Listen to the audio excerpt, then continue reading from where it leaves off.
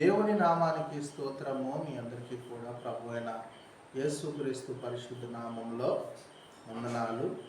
కీర్తనకారుడైనటువంటి దావీదు గారు మాట్లాడినటువంటి మాటను ప్రియా దేవుని బిడ్డలారా, కీర్తనల గ్రంథంలో నుండి కొన్ని మాటలను 32వ అధ్యాయము 9వ వచనాన్ని చదివి సహాయం చేయండి.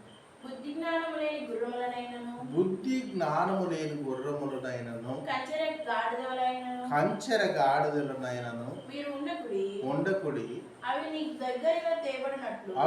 దగ్గరగా తీయబడినట్లు వాటి నోరు వారితోనూ కళ్ళెముతోనూ బిగింపవలెను. చాలు ప్రియులైనటువంటి దేవుని బిడ్డలారా, బుద్ధి జ్ఞానము లేని గుర్రము వలె ప్రియులైనటువంటి దేవుని బిడ్డలు మనం ఎలా ఉండవద్దంట?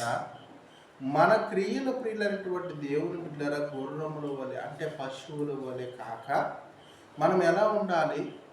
మన నోటిని కట్టుకొని మన ప్రవర్తన మార్చుకొని మన నోటిని ప్రియులైనటువంటి దేవుని బిడ్డల అదుపులో పెట్టుకొని మనల్ని మనం తగ్గించుకొని ప్రభువుకు సిద్ధపాటు కలిగి ఉండాలని దేవుని యొక్క వాక్యం మాట్లాడుతూ ఉన్నది. ప్రియులైనటువంటి దేవుని బిడ్డల ప్రభువుకు మనం స్థిరపరచబడినటువంటి బిడ్డల వలె ఉండాలి.